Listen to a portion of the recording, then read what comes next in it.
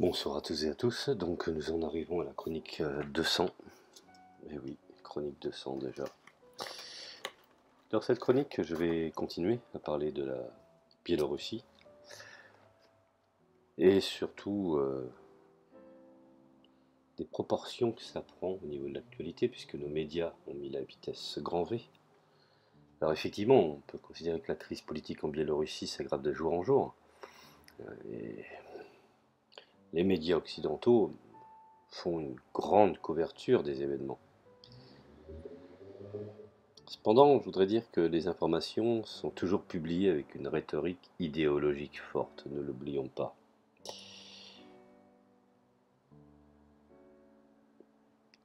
Rappelez-vous, Bachar n'a pas le droit de vivre sur cette terre, Kadhafi est un vilain monstre, Saddam Hussein, Saddam Hitler, Kadhafi dictateur, et la liste serait longue. Alors effectivement, on nous remet une seconde couche, puisque Alexander Loukachenko est aujourd'hui désigné dans les feuilles de chou idéologiques mainstreamisées, à la solde finalement qu'au capital, propriétaire de la plupart des journaux, désigne comme un terrible dictateur. Alors, on parle de soulèvement populaire majeur. On n'hésite pas à montrer une multitude d'images. On nous recommence finalement les mêmes scénarios. Je pense que les oligarques qui dirigent ont compris la bêtise des peuples à avoir une mémoire courte. Alors ce qu'il faudrait quand même expliquer, c'est que la vérité cependant est que la situation est beaucoup plus complexe que cela. Il ne s'agit pas d'un simple conflit entre dictature et démocratie, à l'image de Gene Sharp, son fameux, je dirais, manuel, pour ceux qui ne le connaissent pas, je dirais le père doctrinal de la CIA des révolutions de couleur. Et pour les lecteurs qui ne sont peut-être pas familiers avec le terme révolution de couleur, il se réfère à ce qui est maintenant devenu la technique standard pour promouvoir, je dirais, le changement de régime dans les pays ciblés par les États-Unis et plus particulièrement leur fidèle laquais, la Commission européenne. Alors le terme peut avoir ses origines dans les travaux de Gene Sharp. Je vous incite à le lire, il est téléchargeable gratuitement sur le net. Donc je disais, le terme peut avoir ses origines dans les travaux de Gene Sharp, qui a écrit des guides sur la façon d'organiser des révoltes populaires en utilisant des techniques marketing de style Madison Avenue. Il a recommandé, je dirais, aux sponsors, je veux dire qu'au lieu de confondre, d'ennuyer les participants avec trop de théories politiques, il a motivé, je dirais, les révolutionnaires en herbe de la culture pop. Et plus exactement de cette révolution dénuée de tout sens à la sauce commerciale, cette espèce d'aliénation de la révolution de la marchandise, en utilisant des slogans, logos et couleurs d'équipe accrocheurs sans contenu, bien entendu. Alors par contre, je vous invite à écouter la magnifique, je dirais, conférence sur ma page Facebook concernant le Parti Solidarité, qui a fait une conférence avec une spécialiste et qui explique un peu tout l'itinéraire historique de tous ces mouvements de Haute-Port, de la révolution des tulipes à la révolution orange. Et il me semble que c'est très intéressant, puisqu'elle y apporte des chiffres, des statistiques, des choses qui sont réelles et concrètes. Alors ce qu'il faut savoir, c'est que la révolution de couleur coûte cher. 5 milliards de dollars dans le cas de l'Ukraine, par exemple. Ils sont orchestrés avec un partenariat public-privé composé d'agences gouvernementales telles que le département d'État, du MI6, britannique, des services secrets britanniques, ou de la CIA, combiné à des financements privés, des organisations non gouvernementales, un peu comme Open Society de George Soros. Alors l'organisation la plus célèbre de ce type est la National Endowment for Democracy, une entité curieuse qui finalement est financée par le gouvernement américain via l'USAID exactement, ainsi que par des dons de grandes fondations privées néoconservatrices, et à deux sous-organisations qui diffusent les fonds à divers projets de changement de régime: l'Institut républicain international affilié au Parti républicain et l'Institut national démocratique pour les affaires internationales, qui est bien entendu affilié aux démocrates. Les deux organisations mènent la même activité. Vous savez, c'est ce que je vous avais expliqué, il n'y a pas de différence entre les conservateurs et les démocrates au niveau de la politique internationale. Les différences vont se faire finalement sur la religion ou sur les éléments sociétaux. Bref, cela est un autre sujet bien entendu, je vais essayer de garder le fil conducteur.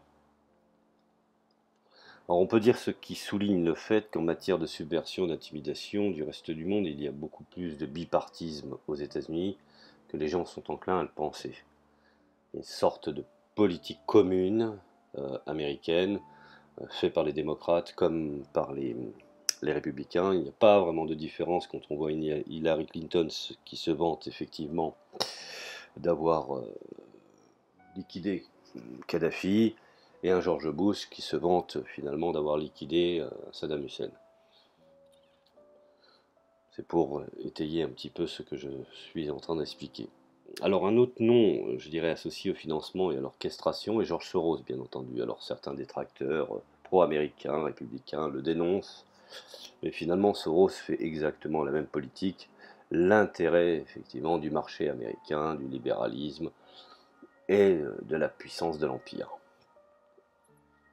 Alors on sait pertinemment que, tout comme Sarkozy a exonéré d'impôts, je dirais, les familles qataries en France, quand ils veulent acheter un bien, et ben, ma foi, aux États-Unis, bien entendu calqué sur les lois américaines, l'orchestration est de George Soros, dont les diverses, je dirais, organisations exonérées d'impôts, telles que l'Open Society Foundation, injectent invariablement de l'argent depuis les dernières années, aussi bien des mouvements comme par exemple FMN, comme les révolutions de couleur, pour des raisons souvent plus commerciales que strictement politiques. Parce que ces gens aussi, il ne faut pas oublier que toutes ces révolutions ont un but: permettre des standards à des oligarques de tenir finalement au fond le pouvoir et la puissance financière dans le monde.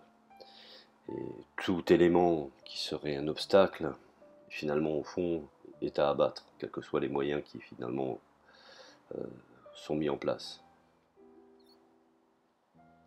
Alors on sait par exemple qu'après les attentats du 11 septembre 2001, les néoconservateurs, je dirais, ont attisé les flammes de l'indignation et de la xénophobie, et ont pu bien entendu exploiter pour assumer un rôle dominant, je dirais, dans la plupart des institutions américaines, en particulier les partis politiques et les médias. On peut dire que la fièvre du changement de régime a balayé l'établissement de la politique étrangère, et quiconque regardait un néoconservateur d'un œil louche est devenu une cible.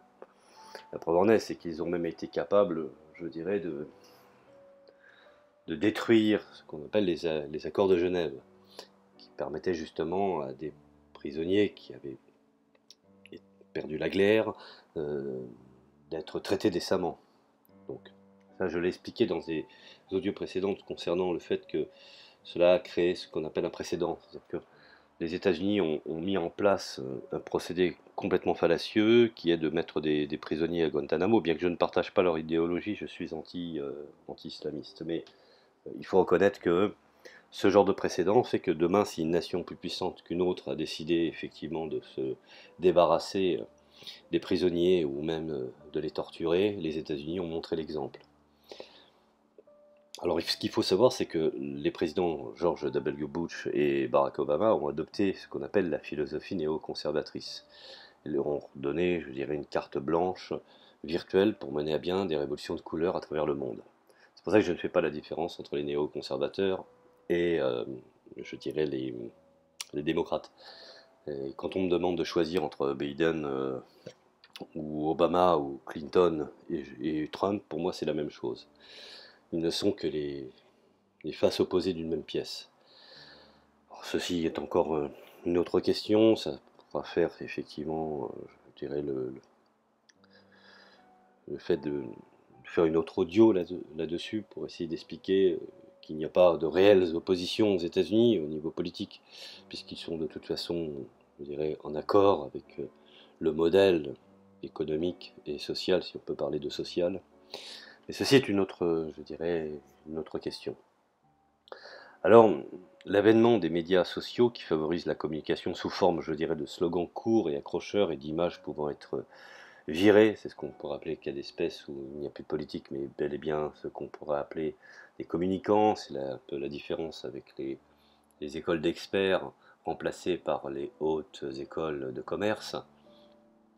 Et bien finalement, au fond, effectivement, cela a été particulièrement propice à la forme, je dirais même à la formule de Gene Sharp, consistant à organiser les masses autour de la copie publicitaire et des couleurs de l'équipe. Les techniques de la révolution des couleurs ont été utilisées à grande échelle dans l'ex-Union soviétique. C'est le cas par exemple de Eltsine, qui fut l'homme des Américains, plus particulièrement l'homme de Clinton, dit Monsieur Vodka, et dont Clinton, qui pourtant démocrate, n'a pas hésité à ramener les Chicago Boys, qui eux, par contre, de l'école de Chicago, de Milton Friedman et Von Hayek, sont des néoconservateurs et ont mené à mal, je dirais pas à bien, les réformes économiques, favorisant des oligarques, appauvrissant la population et faisant de la Russie finalement au fond, à long terme, dans l'espoir effectivement qu'ils avaient eu, qu'ils caressaient, de faire de la Russie des terres propices, je dirais, pour l'hégémonie américaine. Malheureusement, c'était sans compter euh, de la montée en puissance de Vladimir Vladimirovitch Poutine. Et ceci est encore une autre, je dirais, une autre histoire. Alors, bien entendu, comme je disais qu'ils l'ont utilisé en ex-Union soviétique, comme lors de la révolution des Roses de 2003, ou en Géorgie, ou la révolution orange en 2005 en Ukraine, on a bien vu ce que ça a donné. Si les populations, je dirais, ciblées ne peuvent pas être organisées efficacement pour renverser leurs dirigeants, il y a toujours l'option de repli, d'armer des groupes de mercenaires. Ça a été le cas d'espèce en Ukraine, avec le centre droit, avec le Pravi Sector, le bataillon Azov. Comme tous les moyens sont bons, y compris même de réveiller un passé néo-nazi, enfin du moins un passé nazi, de faire l'éloge de la division Das Reich, et puis, ma foi, de mettre en place toutes ces structures afin de les diriger vers un but qui est de détruire et de mettre sous, je dirais, sous contrôle euh, de l'Occident libéral et capitaliste. Donc, finalement, au fond, il n'y a pas de honte à avoir de mettre des groupes de mercenaires pour prendre le pouvoir par la violence, ou si cela échoue, une agression militaire des États-Unis ou de l'OTAN, un peu comme ce qui s'est passé en ex-Yougoslavie, des bombardements intensifs, ou en Irak, ou en Libye. Alors la méthode la plus fiable semble être une combinaison d'actions non violentes et violentes, à la fois comme dans le cas de la deuxième révolution de couleur en Ukraine. La première, c'était des tentes oranges. Bon, on essaye effectivement le soft power, et puis ensuite on met en place, quand ça ne fonctionne pas, le hard power.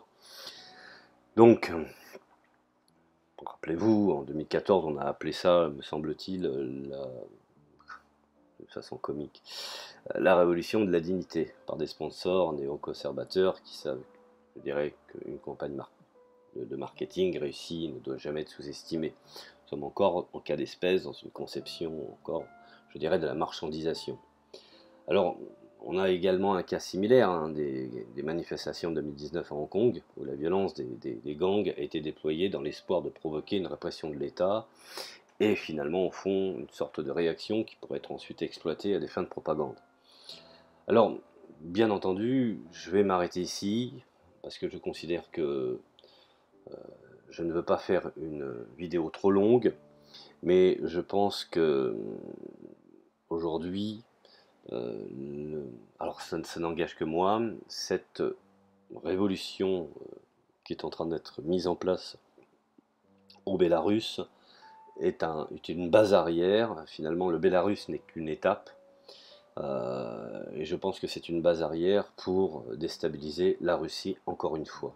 Alors ça n'engage que moi, mais c'est ce que je pense.